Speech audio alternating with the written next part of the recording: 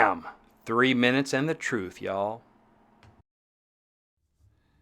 Hey everybody, my name is Brent Baxter, and I'm a pro songwriter with cuts by these folks and others, and I help songwriters like you turn pro by teaching you how to write like a pro, how to do business like a pro, and on a regular basis, I connect you to the pros through my website, songwritingpro.com. Today, I want to talk about 3 minutes and the truth about living in Nashville. All right, so specifically, if you're in the country music industry, if you're in the gospel music business, Nashville is the place where both those things are centered. And so a lot of people wonder, do I have to live there if I want to make hay as a songwriter?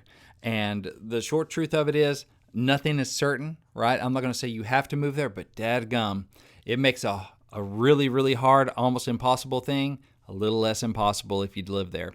And so what I mean by that is, it's never easy. Most of the people that move to Nashville to make it in the music business still are not going to, quote unquote, make it in the music business. They're not going to achieve the goals that they set out for themselves. They're not going to ever make a full-time living in the music business. So moving there is not a magic bullet. It doesn't automatically make things happen. So it's not like, oh, I just moved there and stuff happens. However, if you do move there, a lot of happenstance gets to happen. You know, it's like, wow, I moved to Nashville, I started running into people. Funny how that happens, right? Because you have all these people that move there, and so you run into more people in the business.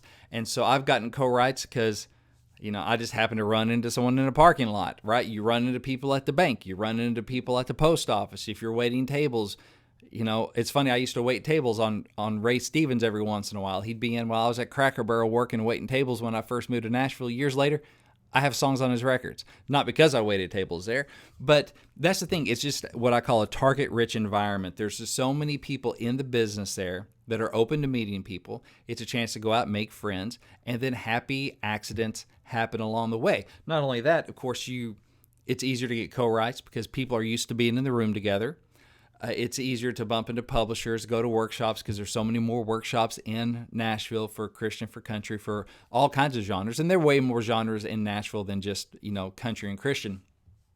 But that's where those things definitely have major hubs.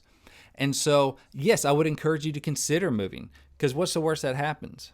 You end up moving back home if you want to. Or you find out that Nashville's a really cool town and you stay there, and that's great too. I love Nashville. So that's just something to think about, is that it's not a magic bullet. You still have to go and you have to work. It's not just being there magically is going to make you successful and bump you into the right people. You still have to put in the work day after day after day in the grind and the marathon of the music business. However, it just affords you it makes it so much easier to make relationships, to bump into people, to have those happy accidents. So that's something you should seriously consider if you're thinking about trying to make it as a songwriter. Hey, my first cut would have happened whether I moved to Nashville or not. The Alan Jackson thing, I wrote it in Arkansas with somebody who was going to school in Tennessee, and so she was back in Nashville with her relationships. And so still being present had a big part to do with that song getting cut. So I'm not going to say it's 100% certainty you have to move to Nashville if you want to get country cuts, but it sure doesn't hurt. It makes an almost impossible thing a little more possible. So my name is Brent Baxter. This has been 3 Minutes in the Truth. If this has been helpful for you, I'd love if you would give me a share and a follow. All right, God bless.